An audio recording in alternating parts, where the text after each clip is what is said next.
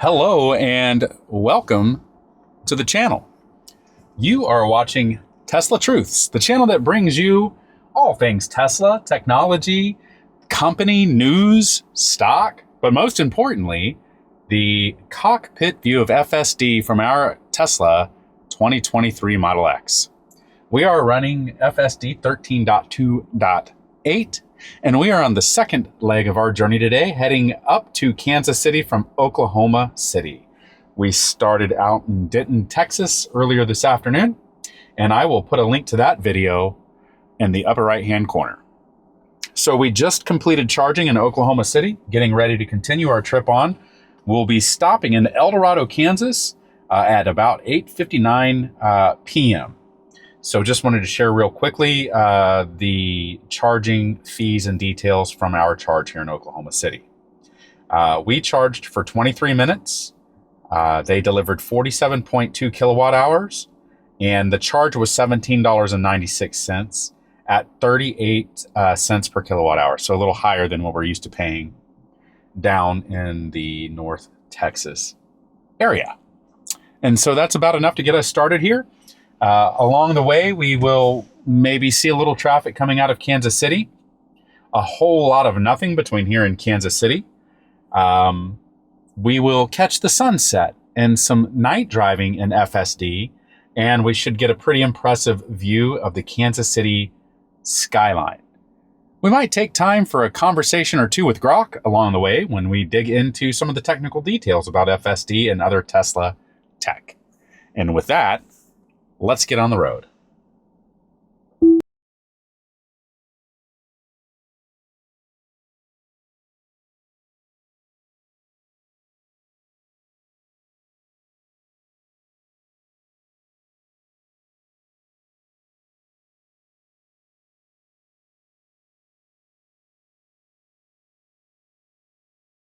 We will be driving in hurry mode for most of the trip. I'll probably bump it down into standard once we get down into the Kansas City area.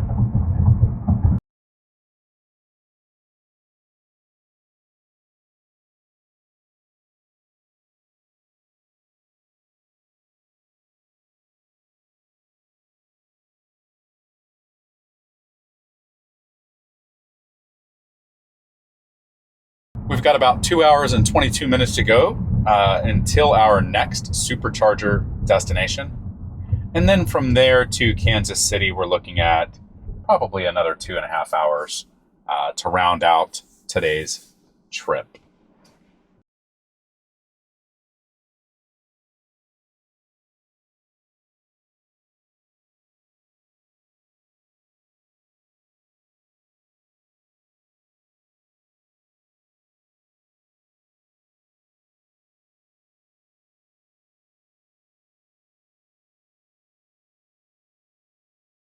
Nice, easy merge onto the highway, and we're going to make our way across into the fast lane so that FSD can do what FSD does.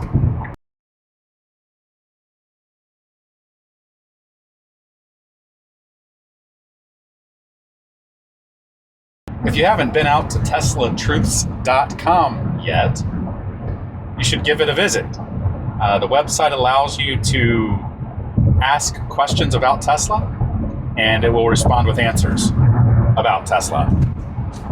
You can also take a look at our facts page, which is random facts and mythbusters that transition in and out on the screen. So it's a resource for information, debunking myths, and putting a stop to some of the misinformation that's out there about Tesla.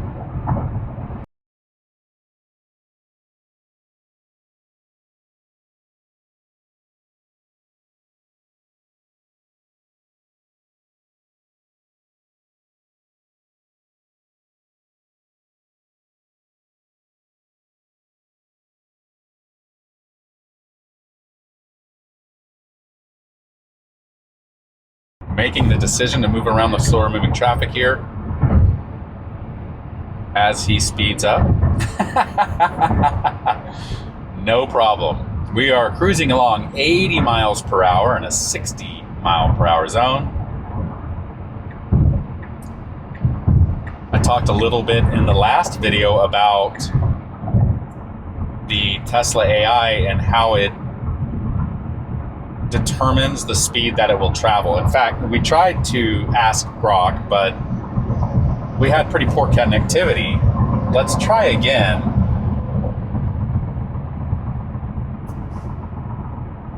No, let's go to ChatGPT. Sorry, Elon. Hey, ChatGPT. Hey, what's up? So, I have a question about FSD. When I look at my autopilot screen, I see two speed settings. One is max speed offset. I have mine set to 50%, and then there is a offset, and I have that set to plus 5 miles per hour. Can you explain what these two settings are, how they differ, and what they ultimately mean for how my FSD behaves on the road? Absolutely. The max speed offset and the offset setting both influence how your Tesla's full self-driving behaves. The max speed offset typically sets a percentage above the speed limit detected by your car. So if the limit is 60 miles per hour and you have it set to 50%, it would allow the car to go up to 90 miles per hour. The offset is a fixed number you can add above the speed limit. If the speed limit is 60 miles per hour and your offset is plus 5 miles per hour, the car would go up to 65 miles per hour. So, in practice, the max speed offset is more of a dynamic cap, while the fixed offset is for minor adjustments above the limit. So it seems like the max speed offset, if I have a percentage value there, that overrides the speed offset. Yes, that's correct. The max speed offset acts as an overall cap. Even if you set a fixed offset, the car won't exceed the limit determined by the percentage-based max speed offset. So, it serves as a ceiling on your speed adjustments. Gotcha. So, now, when we think about, so if the speed limit's 60, that means that it'll go up to 90, with the exception of the fact that, of course, the maximum speed FSD can go is 85 miles per hour. So that fact aside, it can go up to 50% above the posted speed limit. What does the flow of traffic play into the algorithm? So in other words, will it pay attention to the flow of traffic, or will it just go off on its own and drive up to 50% faster than the posted speed limit? Good question. FSD takes into account the flow of traffic, surrounding vehicles, and conditions when determining speed. So, even if your offset theoretically allows for a higher speed, the car won't just zoom ahead if traffic is moving slower. It tries to match the speed of surrounding traffic and adjusts accordingly for safety and smooth driving. Okay, so next question. And it sounds like I have the answer, but I'll ask anyway. And I know that you're not a lawyer, so let's not pretend that you are. If I were to get pulled over in FSD, let's say I was doing 75 and a 60, what kind of argument would I have in a court of law that FSD uses the flow of traffic to determine how fast it drives? So, while FSD does consider traffic flow, ultimately you're responsible for the vehicle's operation. In court, relying solely on FSD wouldn't likely absolve you, since you're expected to maintain control. Best approach is to demonstrate you were attentive and following traffic laws, even if assisted by FSD. Okay, fair, I get that. But let's go a little further. So I'm currently driving through Oklahoma, and I don't know what the traffic laws are here. I know in Texas, and correct me if I'm wrong, because things change, you can argue that you're going with the flow of traffic within reason, right? So if I were pulled over, is there any basis on the argument that FSD goes with the flow of traffic, therefore I was going with the flow of traffic? In general, flow of traffic can be a mitigating factor, but it's not a legal defense. Laws typically require you to follow posted speed limits. While you can explain FSD's behavior, the responsibility ultimately rests with the driver. Some officers or judges might be understanding, but it's case by case. Gotcha. Staying aware of local laws is always a good... Yeah, it's a tricky area. Anything else on your mind? No, that's good. Thanks for the information there. You're welcome. Drive safe out there. Well, we'll leave that to Tess. Haha, sounds good. Tess has got it covered.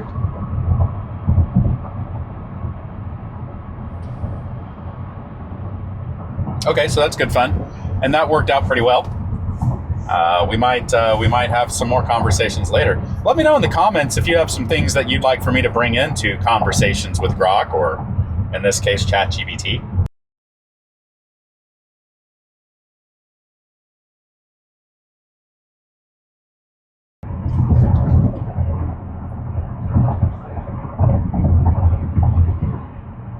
Driving through Edmond, Oklahoma. Shout out if you are in Edmond.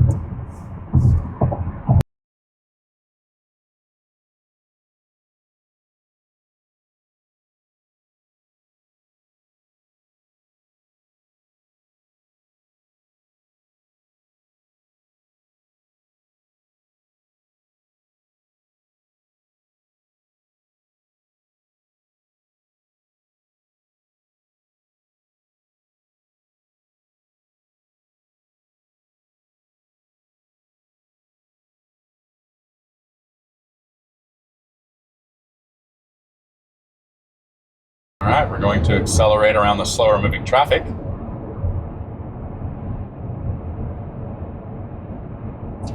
If only momentarily.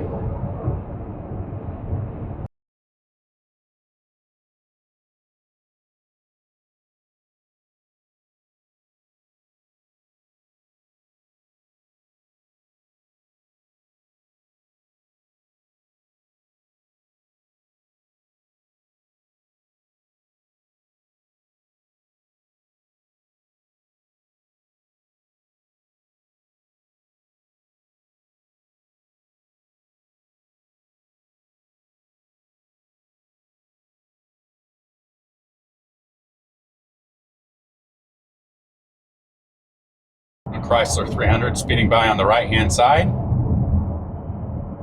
It's a lost cause, my friend. Lost cause. Nowhere to go.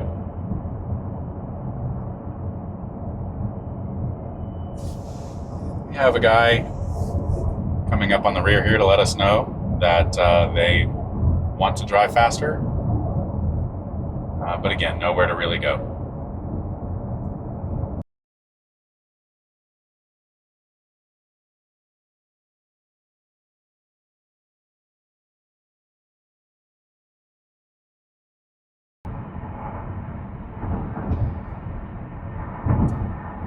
Posted speed limit 75 miles per hour. Traffic flow is 68, 69. Picking it up a little bit.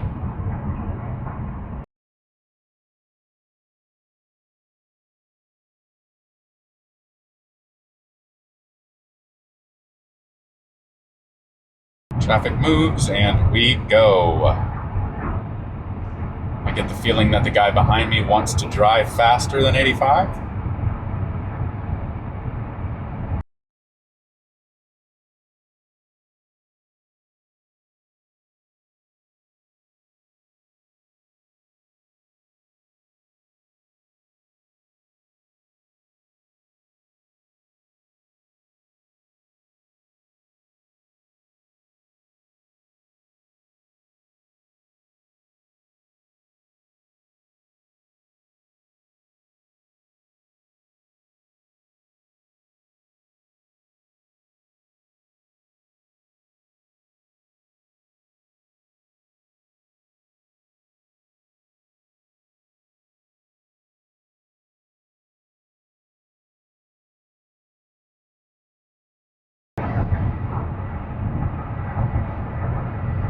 Guthrie, Oklahoma.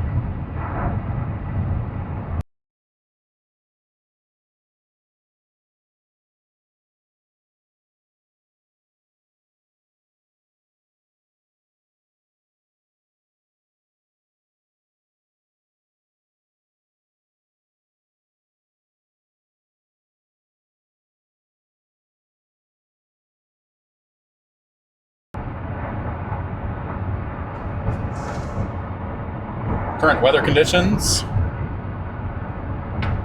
Slight chance of rain. Low humidity. 82 degrees. Let's check our destination. Oh, rain, clouds, cooler. How far does it let me go? Oh, that's so cool. 6 a.m. it'll be 61 degrees. Expecting rain over the next few days while I'm in Kansas City.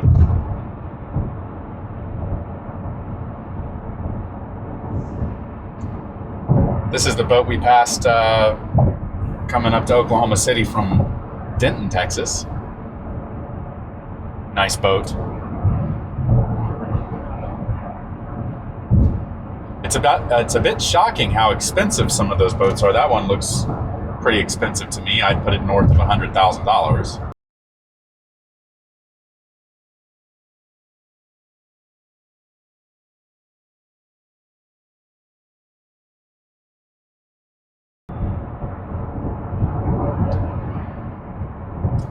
We're about 2 hours from our supercharging stop in El Dorado, Kansas.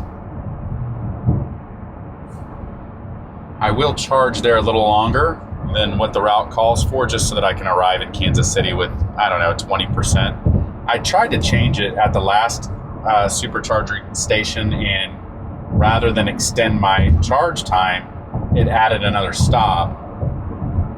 And it makes me wonder why. Sounds like a good question for ChatGTP. ChatGPT. Let's go.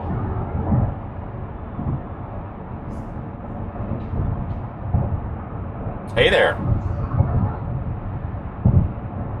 Hey, what's up? So I was sitting at a supercharger in Oklahoma City. My destination is Kansas City. And the original route called for a single supercharger stop in El Dorado, Kansas. Then I changed the set arrival energy in Kansas City from 10% to 20%. And rather than extend my charge time in El Dorado, it added an additional charge stop between El Dorado and Kansas City. And I was wondering why that might be. Does it have to do with battery health and what's better for the battery? What's influencing that decision? Interesting. When you adjust the set arrival energy, Tesla's navigation recalculates the most efficient way to get you there with your desired buffer. It's usually a mix of minimizing total travel time and keeping the battery healthy. Adding a shorter additional stop might be more efficient than extending a single charging session, especially if it helps manage battery temperature and overall trip time. So would you say that it is better for me to just let Tesla tell me when and where to stop, or maybe I should use, so I just added it back and it gives me an extra stop. It does reduce my time. That's interesting. I'm answering my own question. Yeah, Tesla's route planning is pretty clever. It optimizes for the quickest and most efficient trip. Trusting its suggestions usually works out well, especially for battery longevity and travel time. Very interesting. Yeah, I can see it saves about 10 minutes if I allow the additional stop rather than charging longer at the single stop. Huh. Nice. That math doesn't math in Totally. my head, but I'm not the smartest guy in the room. Well, it's all about getting there smoothly and quickly, right? Trusting the tech can definitely take some of that mental math off your plate. All right. Well, there you have it. So we'll make an additional stop in Emporia, Kansas, and that will give us our 20% when we get to Kansas City at 11:46 p.m. There we go again. I have such a hard time with that. Okay, here we go.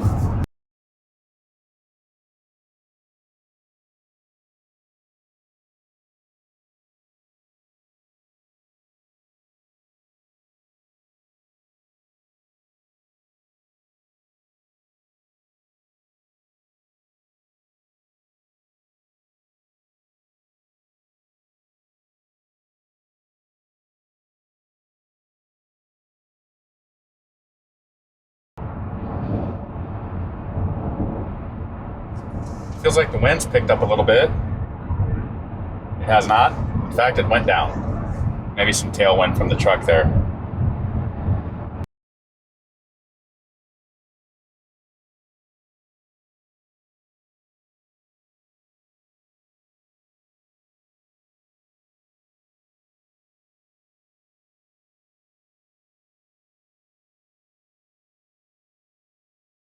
Entering another construction zone here, speed limit's down to 65. FSD does not read that and update the speed limit, so it pays attention to the GPS markers rather than the posted speed limit in construction zones. Read that one.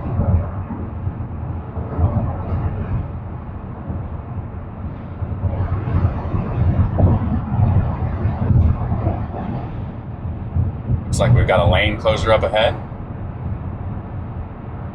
The front-facing cameras on this Model X can see about 600 feet in clear conditions.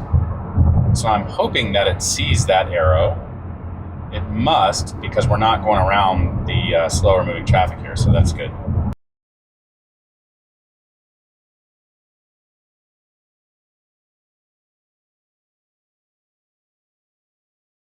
Nice job following the traffic in front of it, crossing over the painted lines in the road there. It seems to be very aware of its environment. I'll knock it out of hurry mode.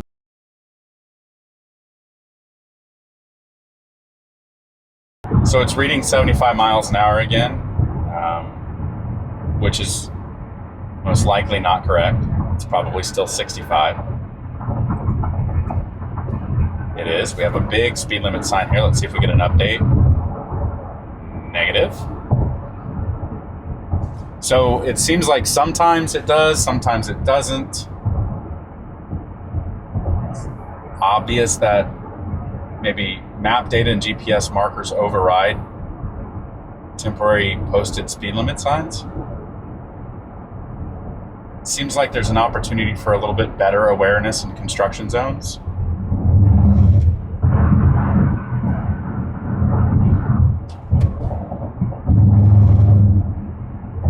And for me, that's got more to do with the safety of the construction workers than anything else.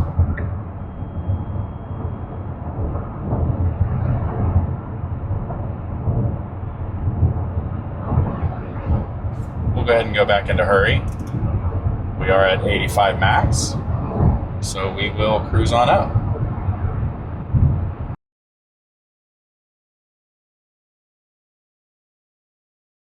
Choosing to get out of the fast lane.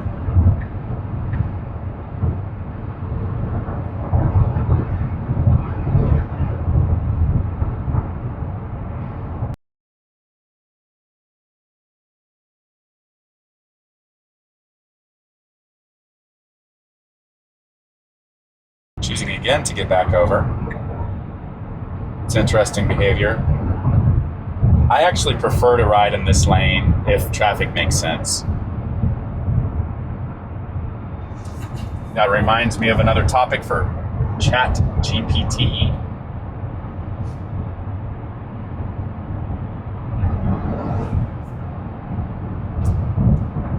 Is Tesla is Tesla FSD capable of determining the size, speed, and distance of objects around me?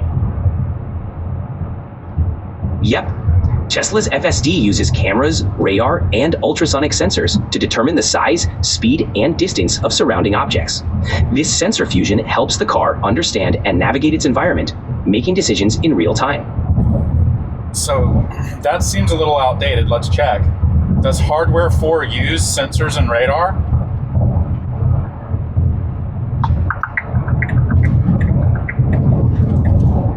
Yep. Hardware 4.0 has reintroduced a high-definition radar alongside the cameras. It boosts object detection, especially in tough weather conditions. I did not know that. So FSD is capable of determining how fast cars are moving around me, coming up on me, traveling in front of me. Yes, absolutely. FSD can gauge the speed of surrounding vehicles, whether they're approaching, passing, or traveling in front. It uses sensor data to make real-time decisions based on that info.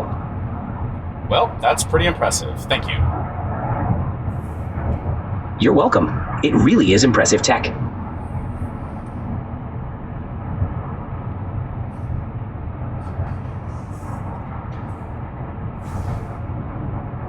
Well, there you have it. I, for whatever reason, was under the impression that radar and sensors went away, but that's possibly not the case. I feel like I want to double check that information. In any case, it seems that it is in fact capable of determining the size, speed, and distance of objects around me.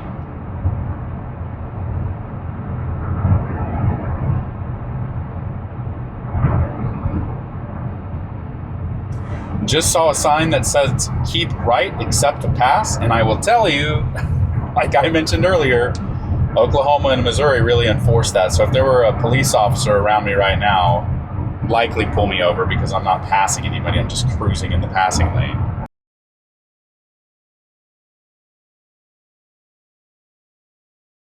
This is a drink that I just picked up at a grocery store in Oklahoma City.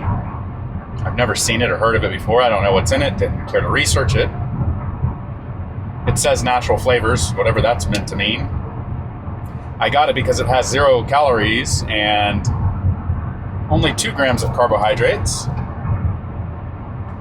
And it tastes amazing. It's really delicious. It seems like there's this thing in the universe that so drinks that I like are like never available.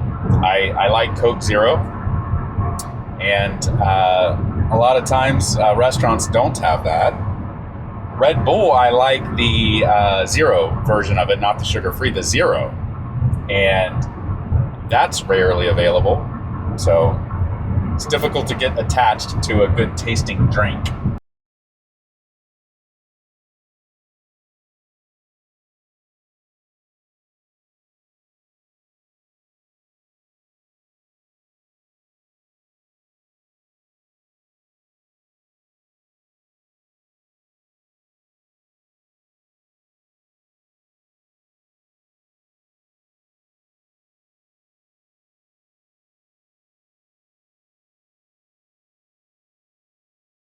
Lots of wide open spaces out here.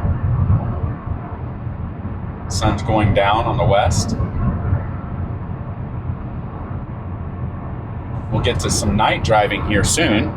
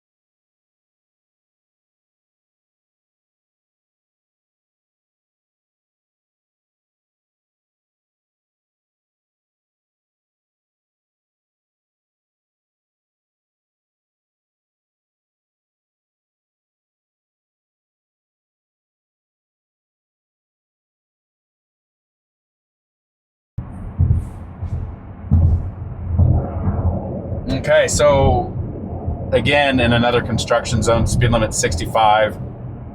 I threw FSD over to chill mode. It didn't slow down enough, so I set the max at 65. And it's because there was a state trooper on the side of the road with his lights on. And I've heard and read that Tesla is capable of detecting emergency vehicles, but it seems like it doesn't visually recognize them. I haven't actually even seen it respond to audible cues of emergency vehicles. So by law, and again, I could be wrong, at least in Texas, when you see an emergency vehicle on the side of the road, you either have to slow down 15 miles under the posted speed limit or move into the other lane. And FSD did not do either of those things. So I manually slowed it down to 65, which is where we're at right now. And I manually told it to go into the other lane. And again, just for clarity, I don't consider those interventions. If I tell it to change lanes, those things are fine. But I do think that there's room for improvement in recognizing construction zones, school zones, emergency vehicles. And in those scenarios, I do think that it should follow the law. In construction zones, it should follow the posted speed limit or the flow of traffic. School zones, under no circumstance should it speed in a school zone. And then emergency vehicles. It needs to do a better job of handling emergency vehicle situations correctly.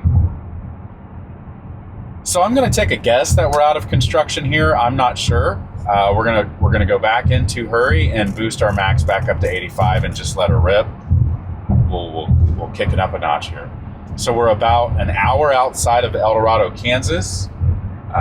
We are definitely in the dusk hour. The sun is busy setting over there on the west side. And so here shortly, we'll transition into some night driving. I'll pull the video back up. I think that gives a pretty cool view of what's going on around the car. I find it distracting and usually don't like to drive with it on, but it might be fun for you to see. So you have the front view, you have the rear view, the side view. So all of the visual things you need.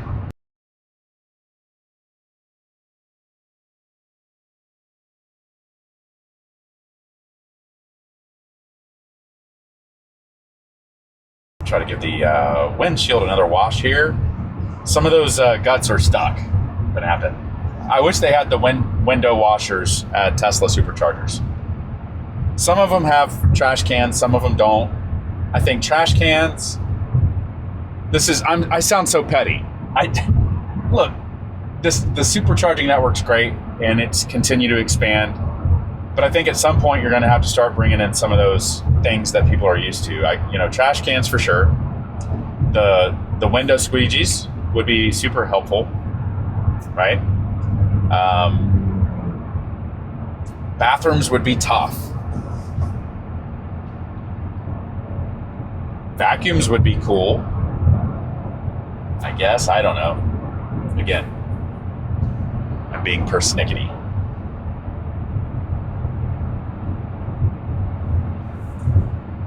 So this trip from Denton, Texas, all the way up to Kansas City, which is the total journey today. I'll double check the mileage. I forgot to set the trip. Maybe I'll set it on the way back. Charging has not been a problem.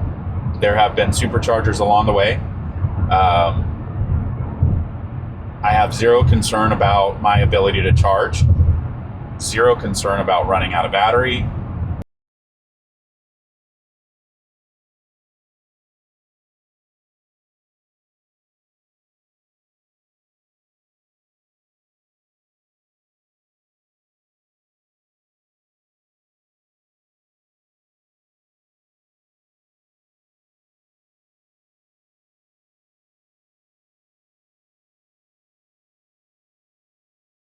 I'm really curious about how the low light's going to look on the Insta360 Ace Pro 2.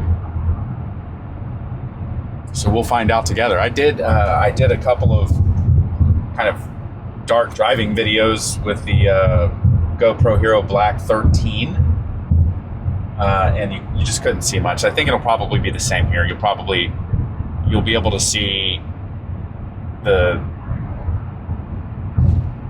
driver instrument panel here. You'll obviously be able to see that screen, but I don't think you'll be able to see much out the window. But you'll still be able to see. You know what? We'll just find out. How about that? We'll find out what you can see.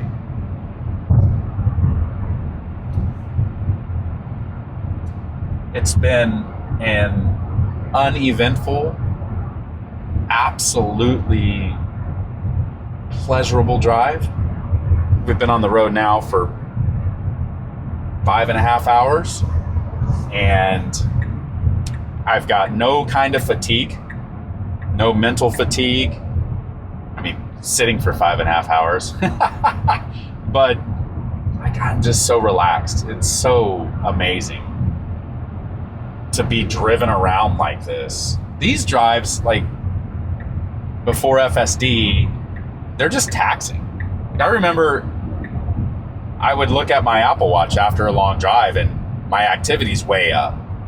And I remember thinking, well, I wonder if it just measures something really weird if your hand is in this position for a long time. But I think that your heart rate is elevated. I think that the mental stress is great. Like, I like to tell people that I did not know how stressful driving was until I didn't have to drive. All of the little things that I think that you have to think about but don't realize that you're thinking about. Is this my exit? Where's my exit? Is this the right lane? Can I get over? Is the car in front of me slowing down? Is the car behind me speeding up? Is the car 2 lanes over merging in? Like, all of that is gone. Every single bit of it. The car now handles all of those processes. And it does it faster and better than I can. It can look in front of it, beside it, behind it, and instantaneously make decisions based on the changing variables in the environment. And I no longer have to think about it.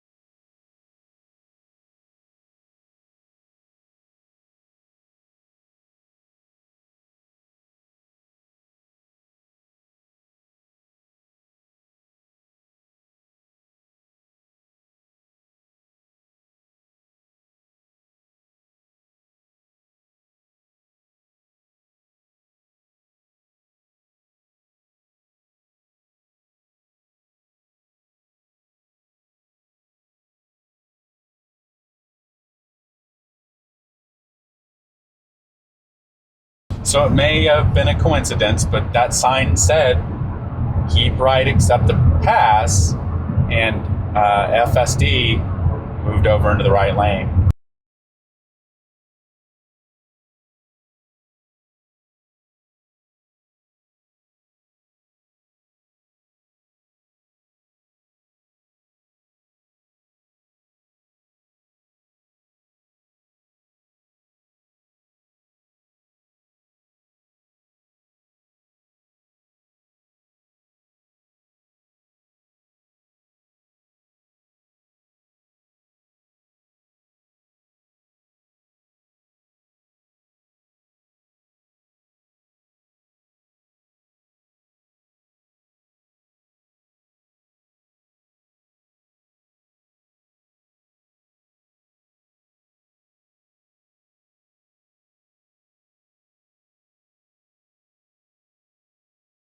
So this sign says ramp closed.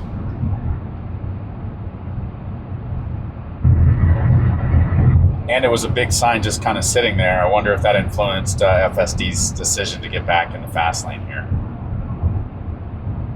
More road work. Even out in the middle of nowhere, there's road work.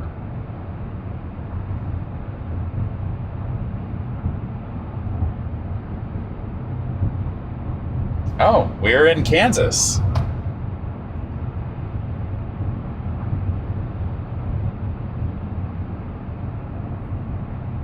Kansas.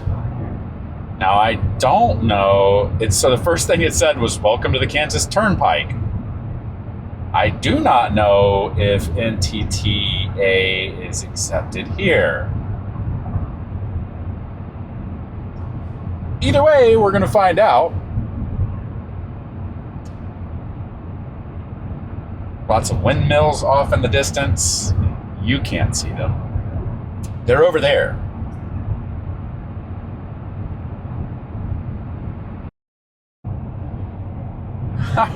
All right, welcome back. So the camera overheated, but the good news is that it took 5 hours, 5 hours with the battery in for the Insta360 Ace Pro 2 to overheat. That's impressive. So I almost pulled over to take the battery out and reset things. But then I remembered I'm using FSD. Disclaimer, pay attention. Pay attention. So we took the battery out, verified that the mic's working. Of course, I won't know that for certain until I test it later. But it looks like it's working, which is good. So we took the battery out. We've got the USB-C cable plugged into it. It looks like the Ceramonic mic is working now. So that's good. And the sun has set a little bit more. It's getting dark outside. But it's funny because looking at the camera, it looks brighter than it does to me. So it seems to be doing a fine job of low light. I don't know. We'll find out for sure. Okay, I'm going to move the mic back over, and maybe that sounds better. I don't know. So you've got a couple of hours of audio with it kind of dangling from the camera, and then a couple of hours pinned back over here. Let's put it here. There it is. Okay, cool. I don't know. We'll see. You tell me. Again, looking for mic recommendations. What are you guys using out there? What works well for you in your videos?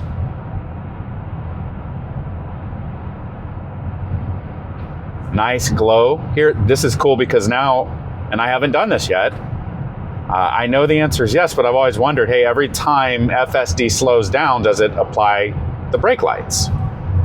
And we will find out for sure now, assuming that it's dark enough to see it. We'll see if it illuminates brighter when we slow down. So stay tuned.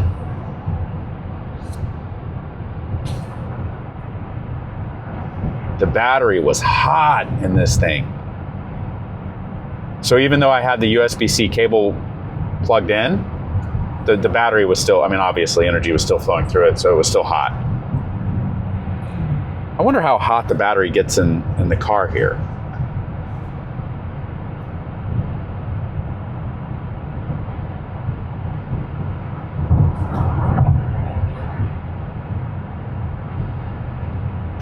Got a little lightning off there in the distance. Storm trying to brew up on the west side of the highway here. We are about 30 minutes from our supercharger stop in El Dorado, Kansas.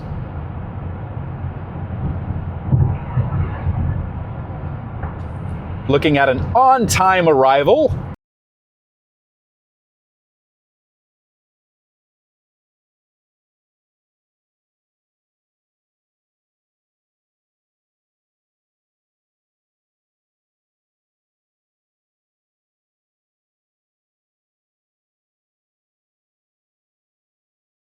Just past this Cadillac here, older gentleman driving. You know, lately I think about when I'm older, just knowing that I'm not going to have to deal with that. Not being able to see, reaction time being slower.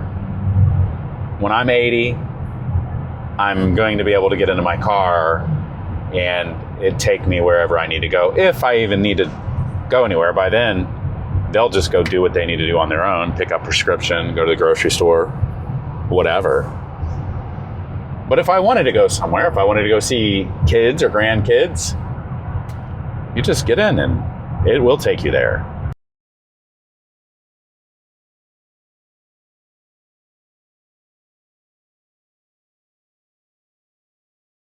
Kansas Star Casino over here. If you're looking for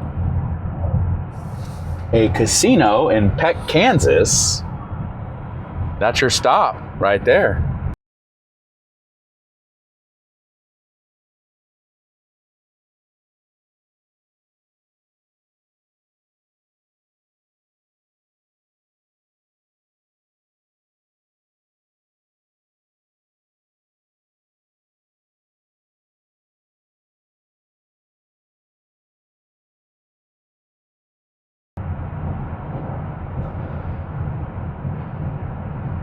You can see the lightning flashing out here in the background. That's so cool.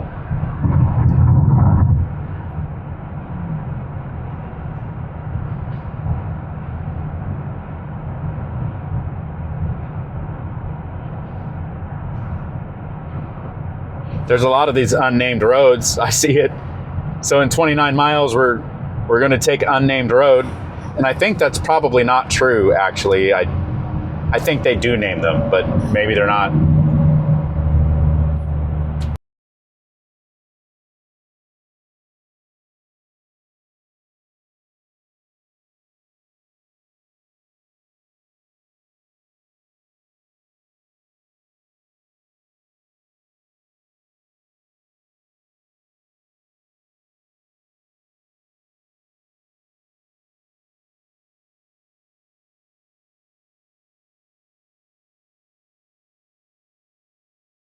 Seems like there's some like halo glare from the lights there. That's interesting.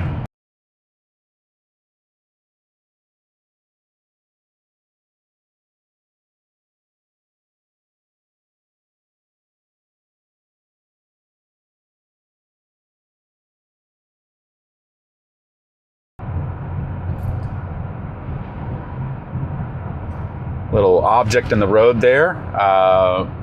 Wasn't in the path. We made no attempt to move around it. Or maybe I'm seeing things. I don't know. I'll have to check the tape. Hayesville, Kansas. Shout out to Hayesville, Kansas.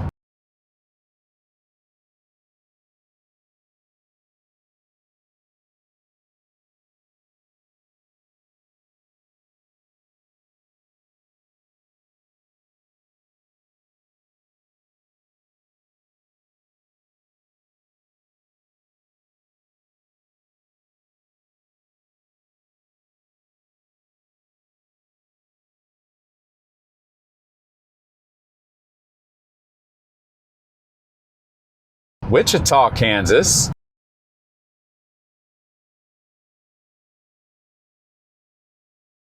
Been on the road for about 6 hours, give or take.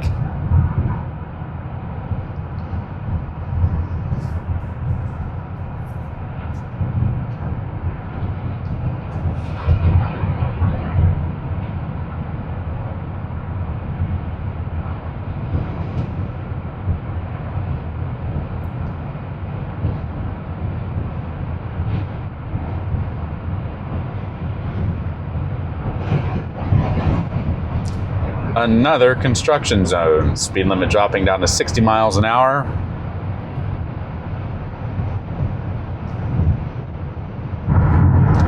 Looks like we are the lead car. Left lane closed ahead. Do not pass. bump this down. Speed limit 60. FSD is getting over.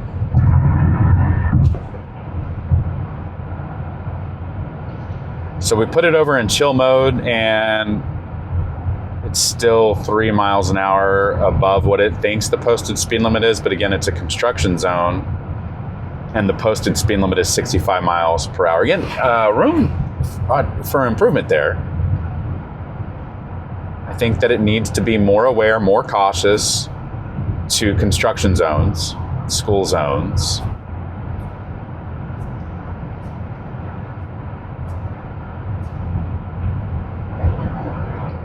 There's a lot more risk in these areas here.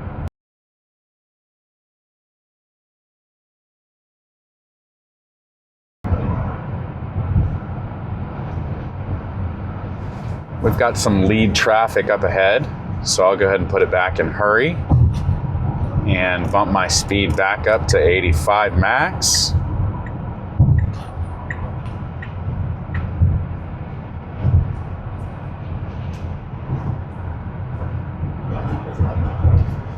Little light rain coming in here. I actually have my windshield wipers set to off. I'll probably change them to auto if the rain picks up.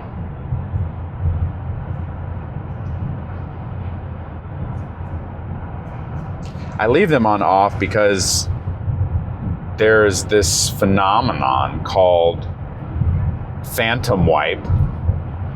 I may or may not have just made that up. In any case, randomly, for no apparent reason at all, the windshield wipers will sometimes just wipe.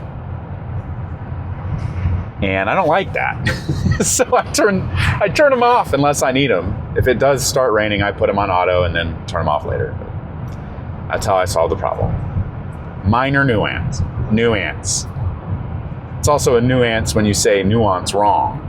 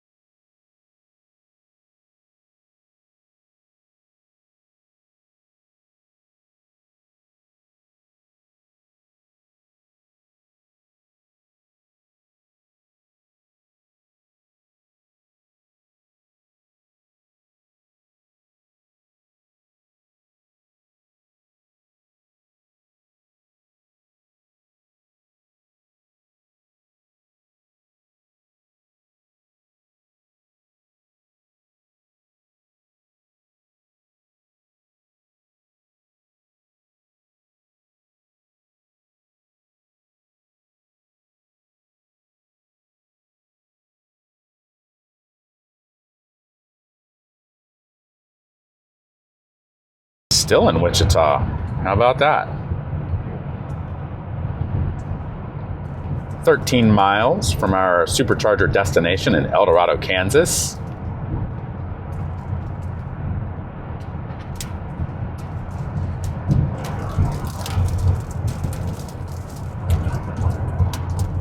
Looks like we might get lucky and get some rain on our night drive. How fun would that be?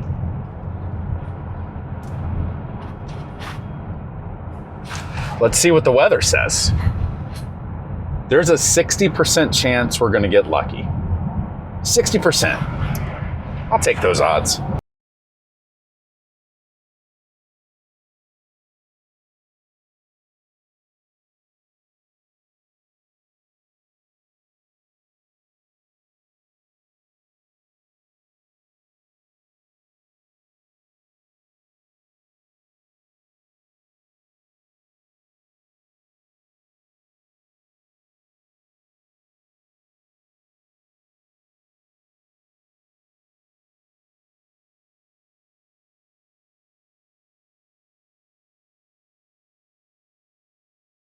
I wonder if I can turn on the dome lights with a voice command.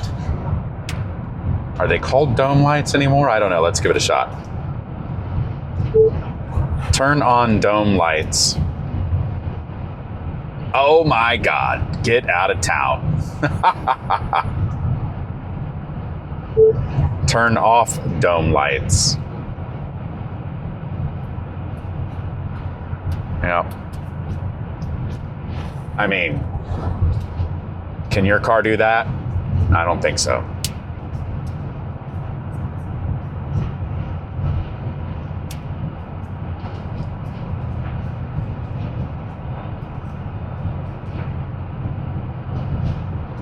Ambulance.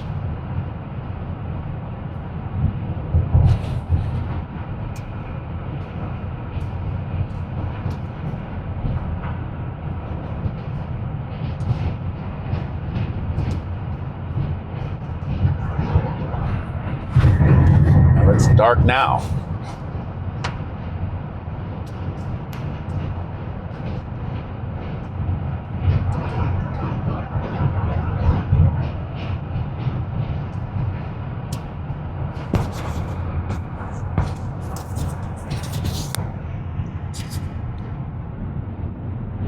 I wonder if, yeah, that seems to, I don't know. So I've just clipped the microphone to the bill of my hat. We'll see if that works out. I don't know. I don't know why I struggle so much with where to put this stupid microphone. This one makes sense though. I think it'll, like in any direction that I change or turn my head, it's just right there in front of my face. It makes sense to me. Another work zone.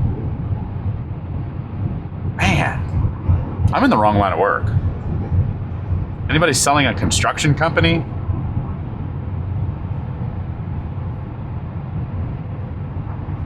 Do not pass. Speed limit's 65.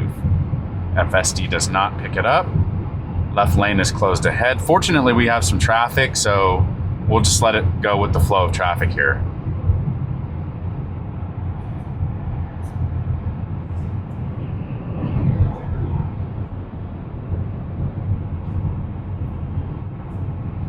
Braking, speed limit's down to 60 miles per hour.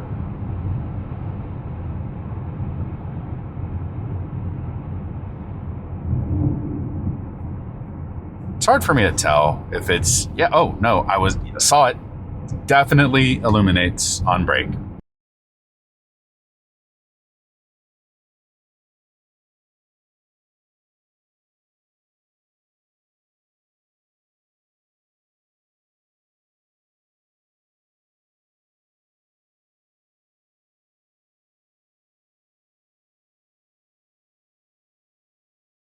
I'm very curious to see how this night video turns out. There's no light in the sky for it to latch onto now, but the headlights in the video look brighter on screen here than they do to me in real life. I think it's probably going to be good enough for an enjoyable viewer experience for you too, to get an idea of FSD after dark.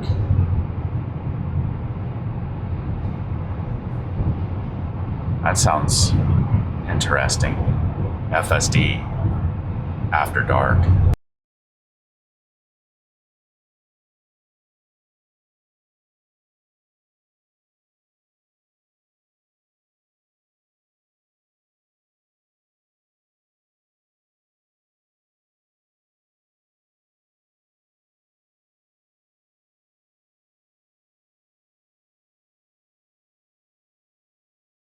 The supercharger must be right off the highway. We are 3 minutes away. Exit looks weird to me. It looks like a left exit and then a left turn, but I don't see an opportunity for a left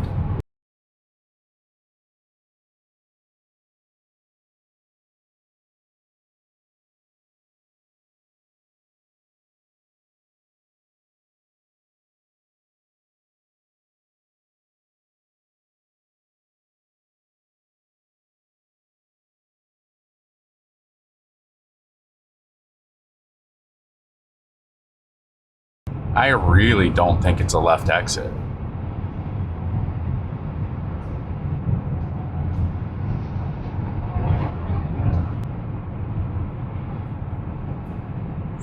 Map thinks it is. Oh, you know what? So yes, in this part of the country, you have these service stations kind of sitting in the middle of the highway here. So this is cool. Coming in hot, man. I'll tell you what. It's like, wow. All right. So this is awesome. So okay. So it is right off the highway. You pull into this service center here and you take care of your business. Wow. All right. How cool is that? Here we are. Let me take it out so I can park. We'll just do it right here.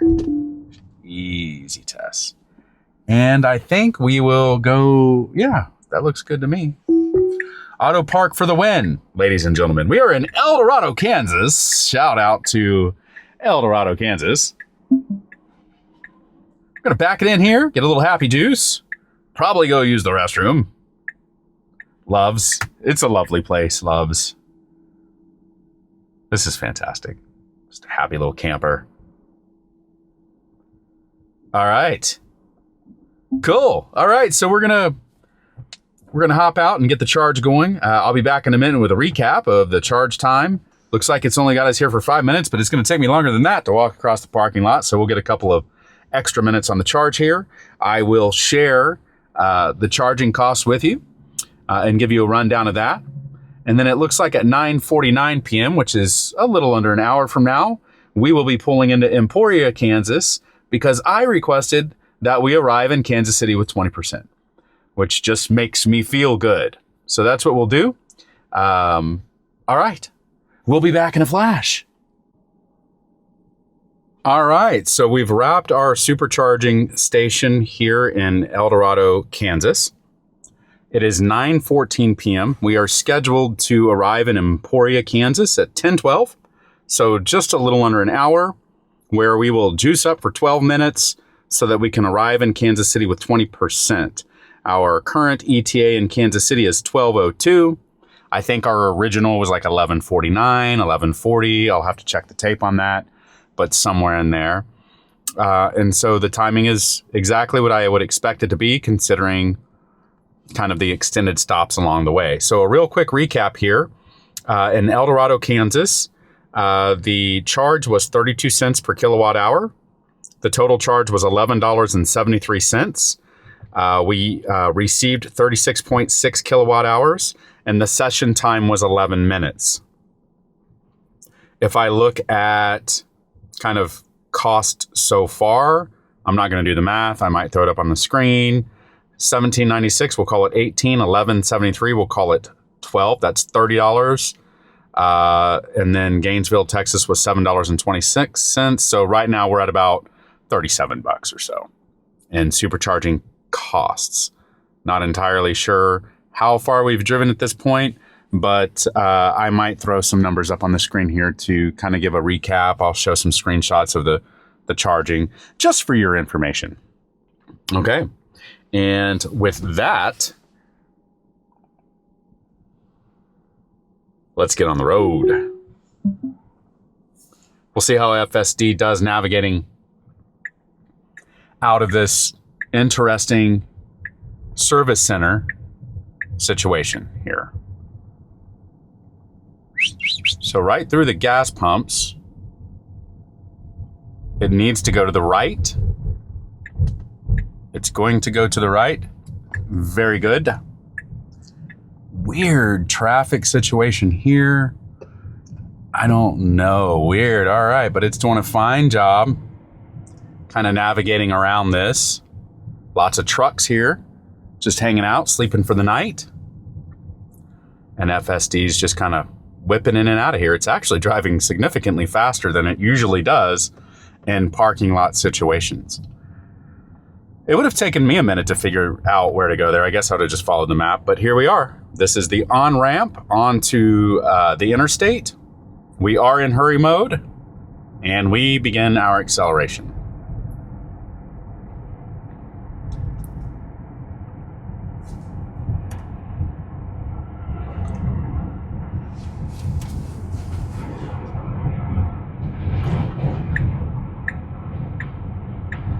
There's some wind.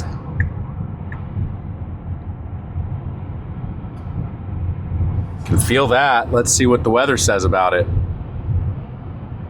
11 miles per hour. Nothing to write home about. All right. Got us a little coffee from Love's to keep the juices flowing for the remainder of the trip. Again, our ETA into Kansas City is midnight. It's about 3 hours from now. We've got an hour until our next supercharging stop. And again, not required, but I wanted to make sure that we had at least 20% arriving in Kansas City. So I'm getting a little more nag now than usual, and it's because it's dark and I'm wearing a hat. And FSD, Tess here, doesn't like it when she can't see my face.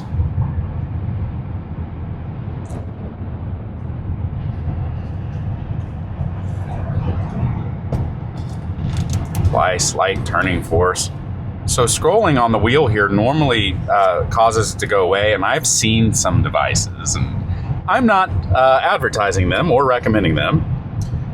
And I don't know that I've actually seen one for the Model X. Maybe it was the Model Y, but I've seen devices that you can plug in that kind of emulate this scroll here, and I might install one. And so what it does is every couple of seconds, it just sends that signal to the brain, and I wonder if that'll help with nag.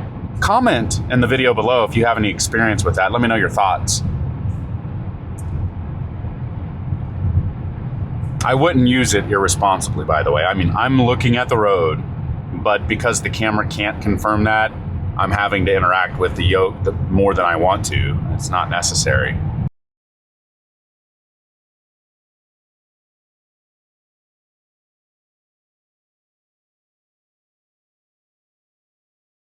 It definitely feels like that crosswind is stronger than 11 miles per hour.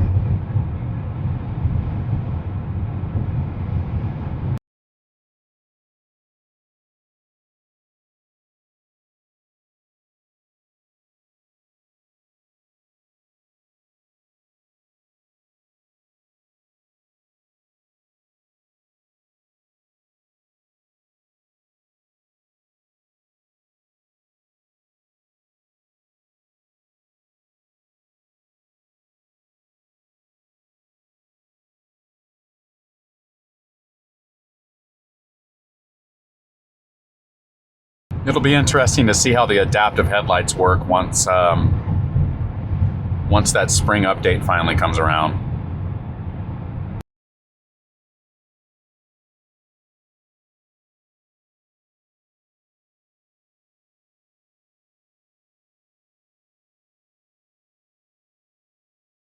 So this is FSD and pitch black, the pitch black of night. Not much of a challenge. It's a straight, relatively empty highway. You'll be able to see it perform a little bit, as we get into the Kansas City area.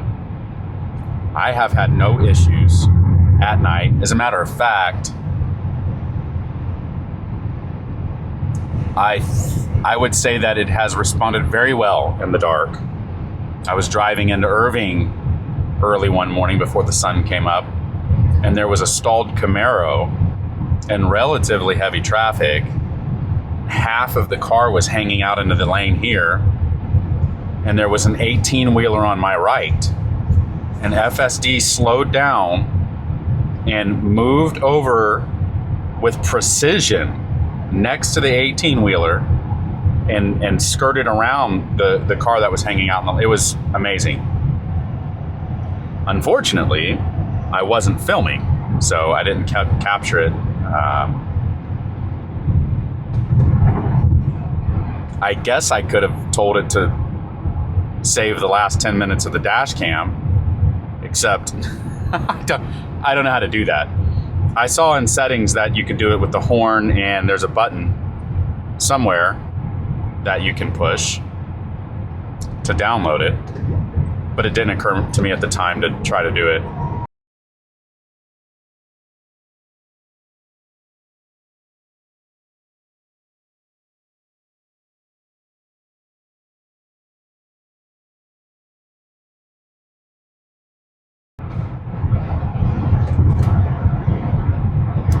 That truck has 3 trailers. Wow.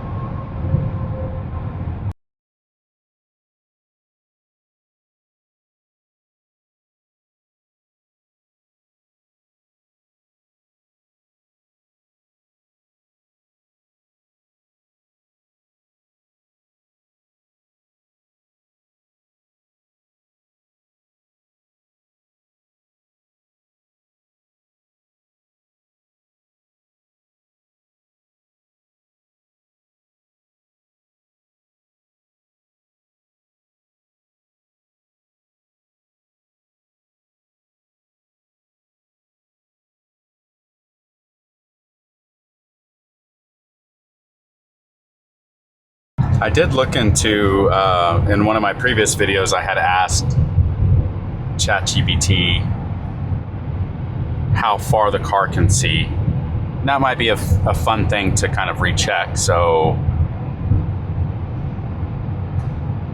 let's do that.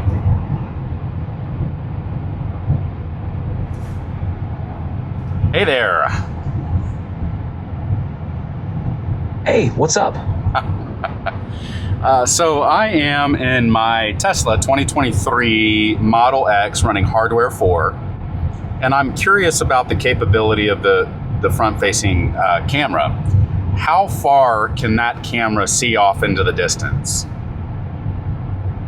Hey, nice ride. The front-facing camera on your Model X is part of the autopilot suite. It can generally see up to about 250 meters ahead. It uses a combination of cameras, radar, and ultrasonic sensors to give a comprehensive view, but the exact range might vary based on lighting and weather conditions. All right, so spare me the math. How many feet is that? 700? 676? Yeah, you're pretty close. 250 meters is about 820 feet, so it can see quite a distance ahead. That's sexy. Right? That range definitely helps with keeping an eye on the road ahead. And how far can it see at night?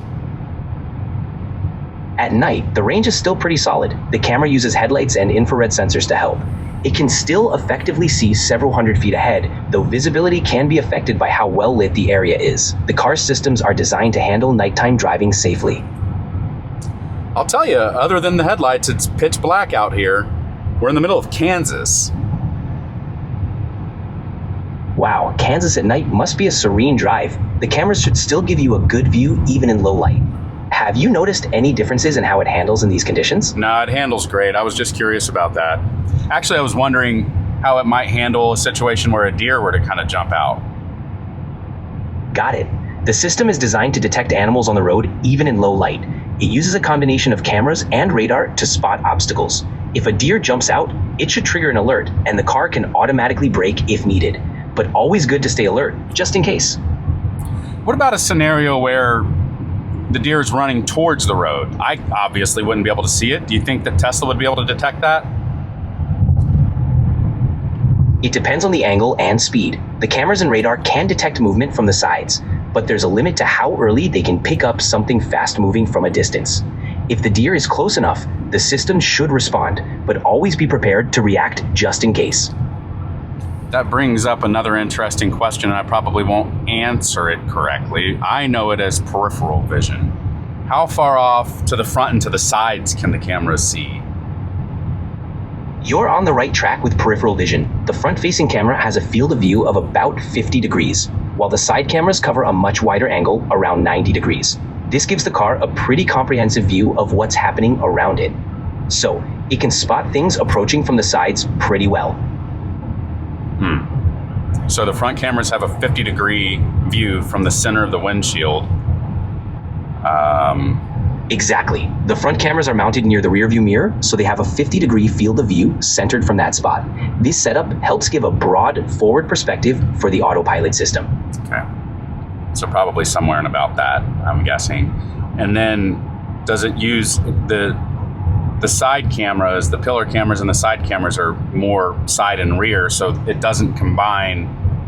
Well, I imagine it does. I imagine it's pretty capable of painting a pretty near 360-degree view, yeah? Yeah, that's Definitely. Tesla's camera setup gives it almost a full 360-degree view, so it's got a great awareness of its surroundings. This really helps with things like lane changes, parking, and detecting obstacles. Awesome. Thanks. You're welcome. Anytime.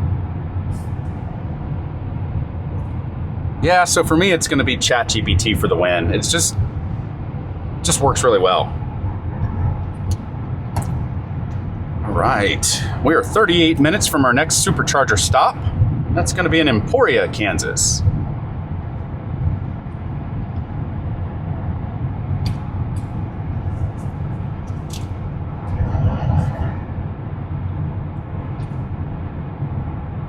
About 2.5 hours away from our stop in Kansas City.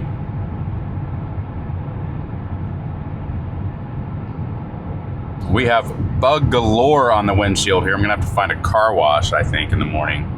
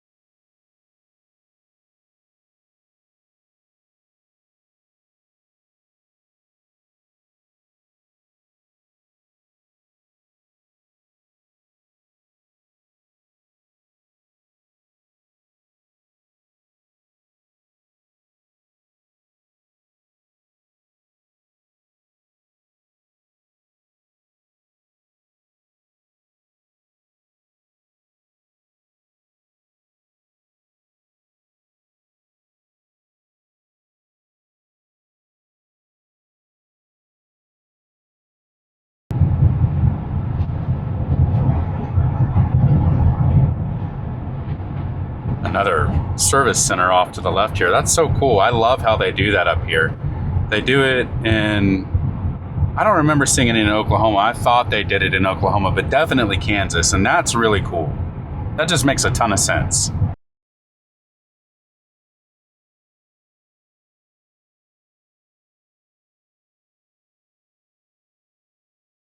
So I don't know how clear that was on the video. You can back it up a few seconds to check it out.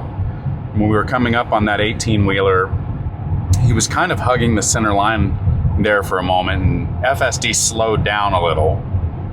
And then as we came up beside the 18-wheeler, FSD started kind of hugging the outside line of the road, I guess, to create some distance there. I don't know that I've observed that behavior in the past.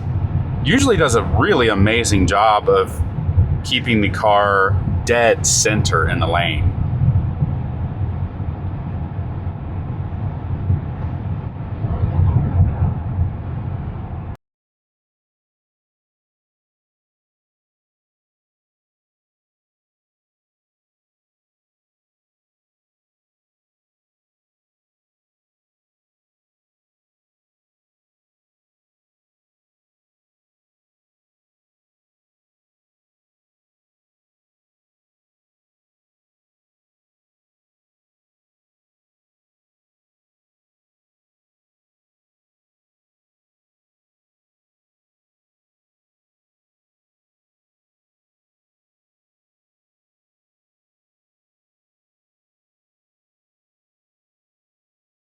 About 24 minutes out from our supercharging stop in Emporia, Kansas.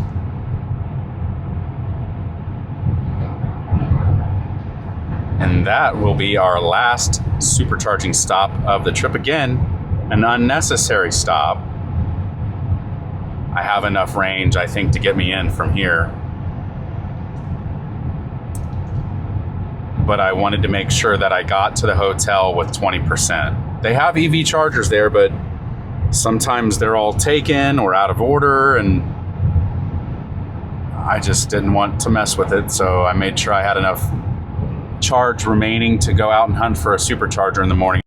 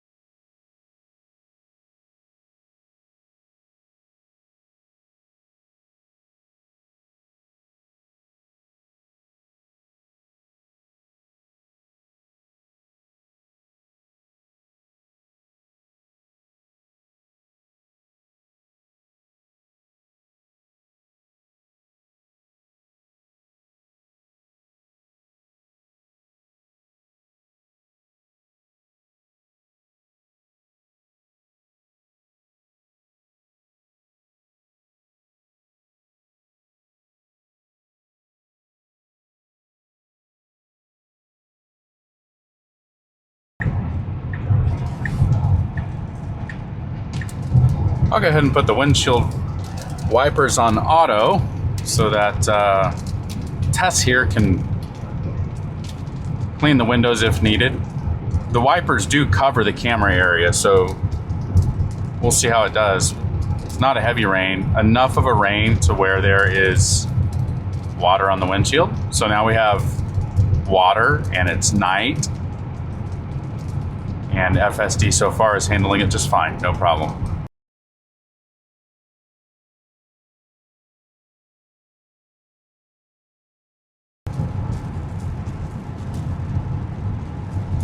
I do use a Rain-X windshield washer fluid. You can see that that's working quite well.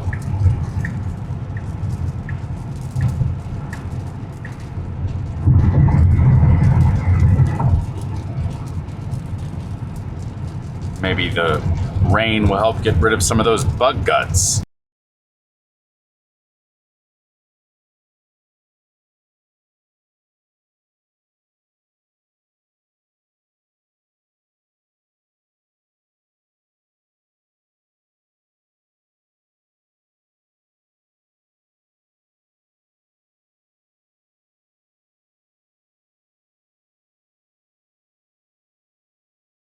All right, we're about an hour from our destination. It's been a long, long drive, but a comfortable one.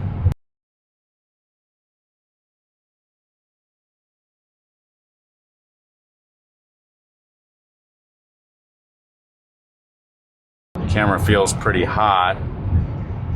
I don't know if she's gonna make it.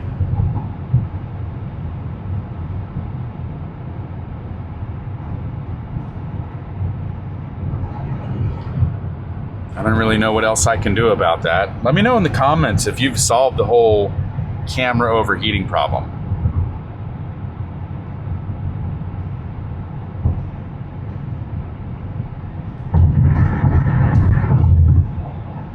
Maybe a fan. I don't know. This is a little custom fan for the camera. I don't know.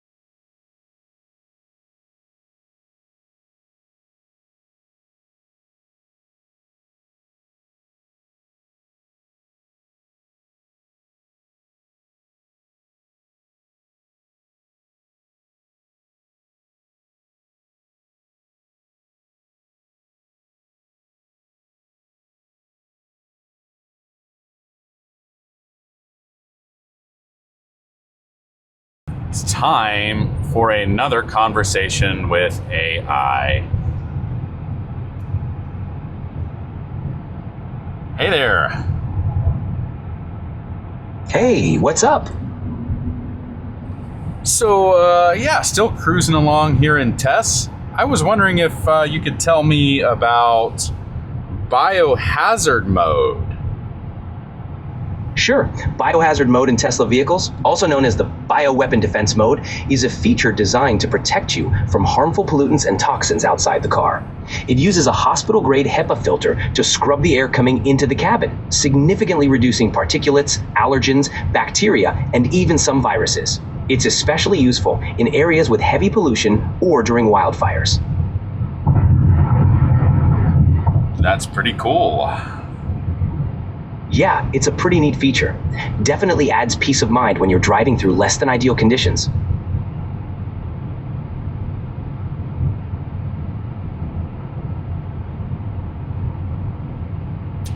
Where is that HEPA filter located? The HEPA filter is typically located in the front of the car near the air intake system.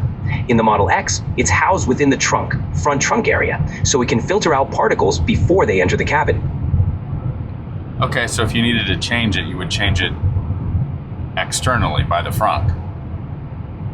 Exactly. You typically access it through the front trunk area. Tesla recommends having the filter changed at a service center since it's a bit more complex than a typical car's cabin filter. What's the service interval on those filters? That and the in-cabin filter? For the HEPA filter, Tesla generally recommends replacing it every 3 years. The standard cabin air filter is usually replaced every 2 years. These intervals can vary depending on your driving environment, like if you're often in areas with heavy pollution or dust. Helpful, thank you. You're welcome, anytime.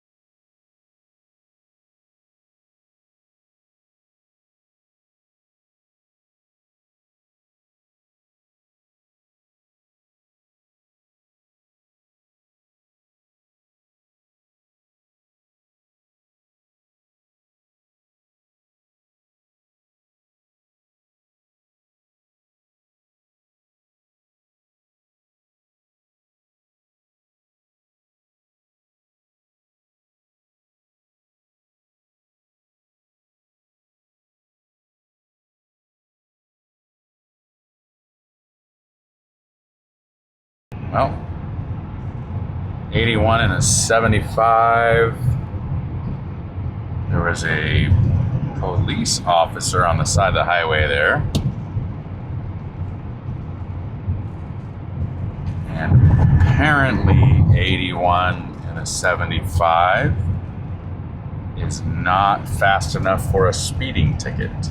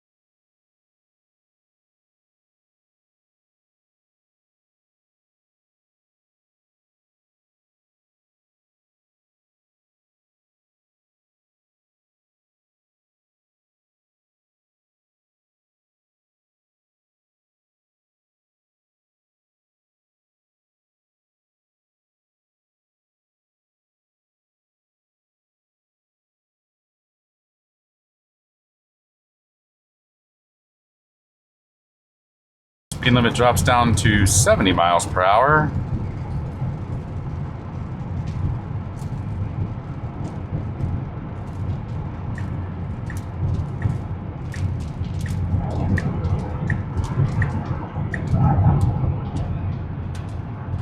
"65 degrees outside."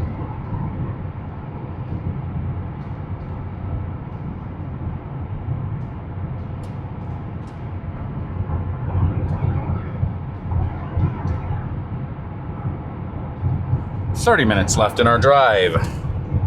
I'm really hoping the camera holds out.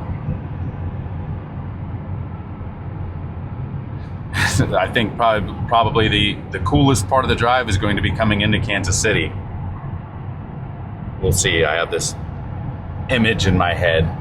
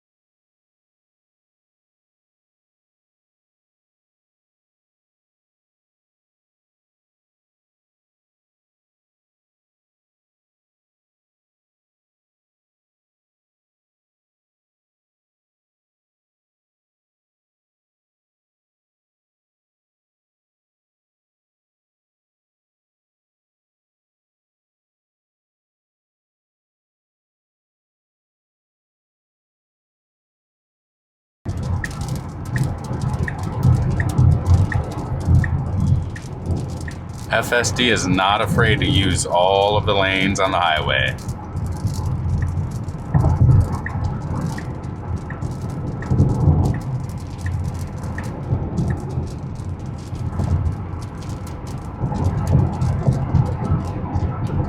Slow it down a little bit.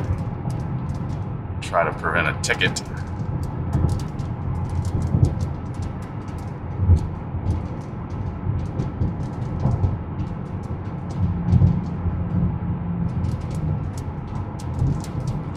A bit more safer range.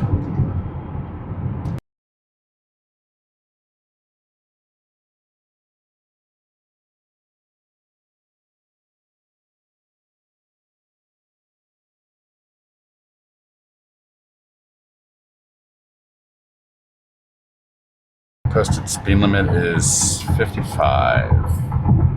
More road work. Slower down to 70.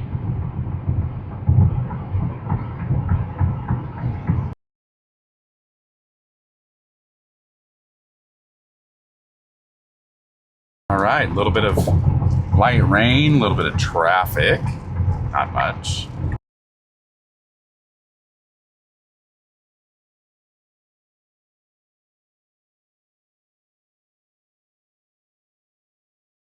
Some night construction going on there.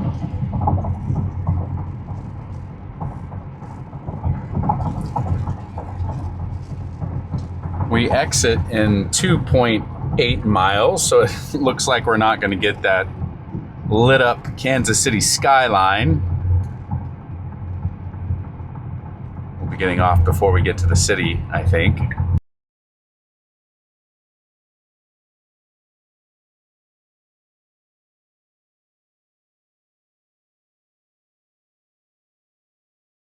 Back into the fast lane. I've got the max speed limited to 70. FSD wants to be up around 80 or so, which I'm fine with. But I don't feel like a ticket at 11:46 at night.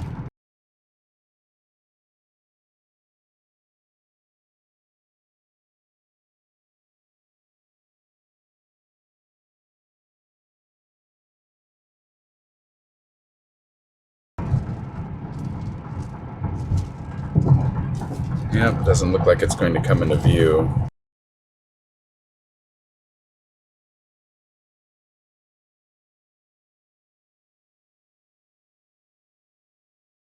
Or maybe so. It looks like the exit wasn't an exit, just it was pointing to this deviation in the highway here. So 2.7 more miles. Will we see the city? I don't know.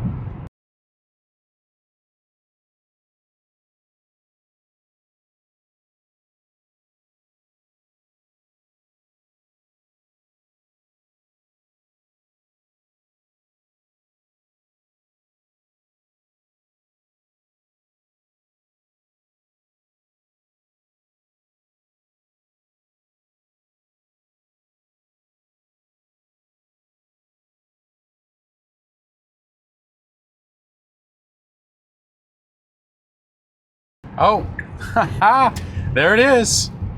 Off in the distance there.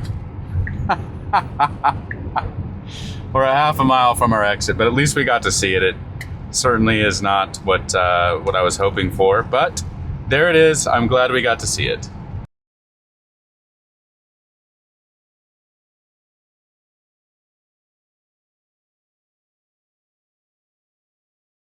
FSD was able to see that much better than me for sure.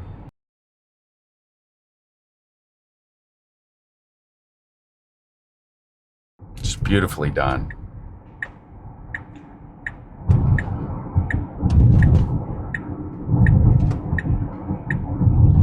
We'll switch into standard mode here.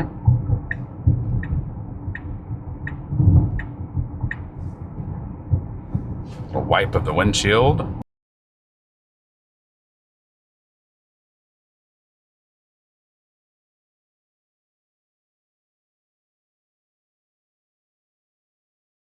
protected left turn, no sweat.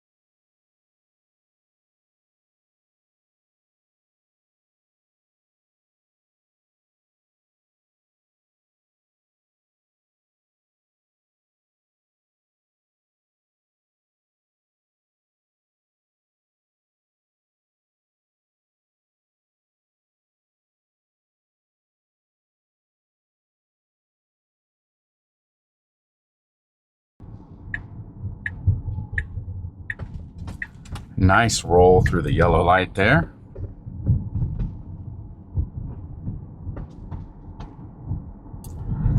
Oh, look, we're not in Kansas anymore. We are in Kansas City, Missouri.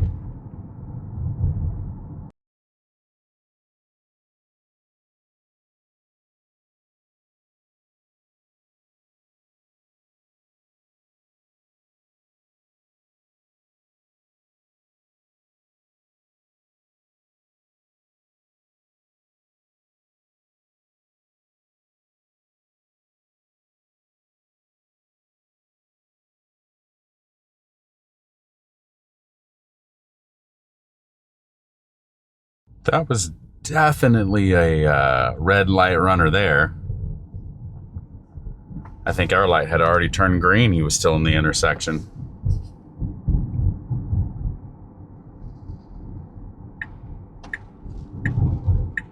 It's an interesting intersection here. Nice job. Well done.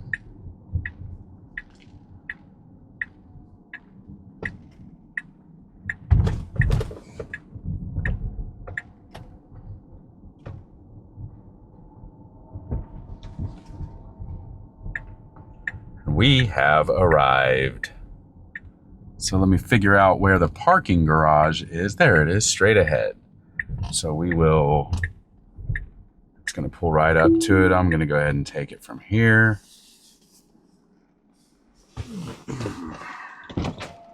Let's see here.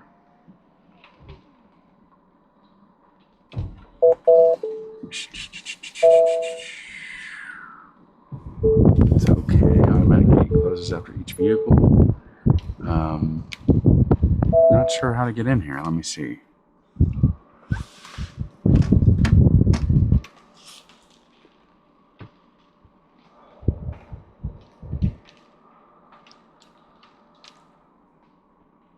Maybe I have to check in first and get a room key. I suppose that's what we will do. So let's do that.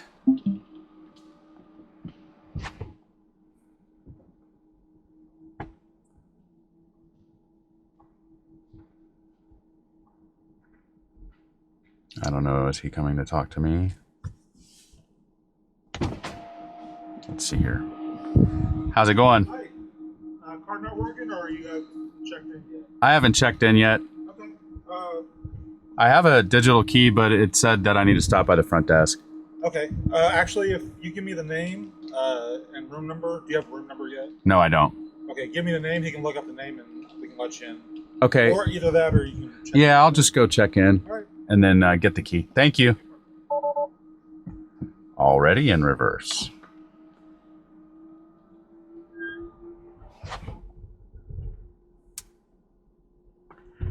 All right, we'll just whip in over here,